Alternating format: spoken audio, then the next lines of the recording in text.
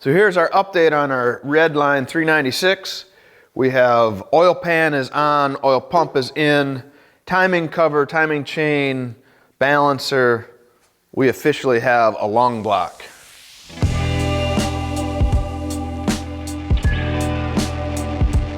So our next step now is basically start putting all the accessories on. We got to get a carburetor on here, drop the distributor, well, we'll put the distributor down after we put some oil pressure to it.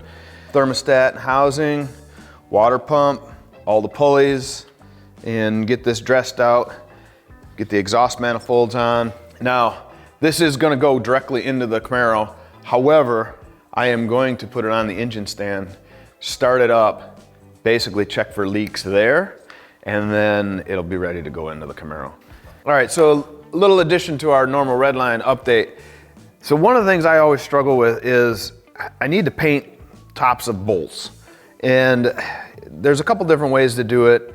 You know, lots of times you just rattle can on some engine enamel and it looks great while it's sitting here. But then what happens is you go and you put a wrench and it seems like you get the wrench about that far from it and it is already chipping the paint off. And at the end of the day, you still got to go back and you got to dab paint on it. It's just a mess and never looks great. So in passing, doing a couple things, I come across this manifold dressing, and this works fantastic on exhaust manifolds. It sprays on this gold color, but then you have to actually take it and you go through and put it in an oven and run a heat cycle on it. And you have to get it to about 600 degrees, so that requires you to put it into an industrial style oven.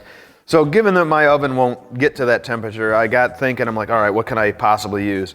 And I remembered that I bought one of these cool mini ductors, and typically what I've been using these for is you can take a stud, like using a torch, to heat it up to get it to turn and come out. With this, my thought was if I take this, slowly heat this up by moving the heat around and that, and control as what that temperature ultimately gets to, and as long as I stop before it turns poker red, then I should be able to do the same thing.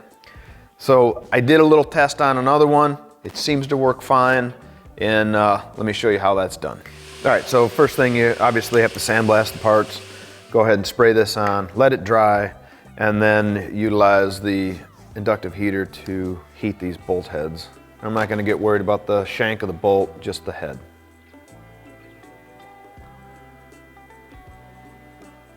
So the side there it went. And if you're real concerned about the washer, we could certainly heat it a little bit more here. Washer's gonna heat up real fast because it's real thin.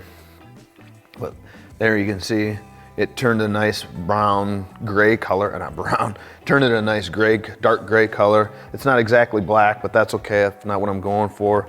And certainly right now you would not want to touch it because it would be hot.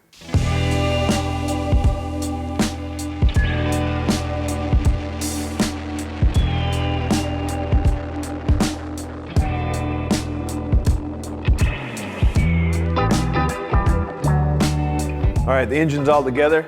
Now it's time to get it on the test stand. Let's fire it up. You thought you were gonna get to see the motor run and hear it. Well, you're gonna have to click and subscribe and wait for that notification for the Redline rebuild time lapse to come out, and then you'll know.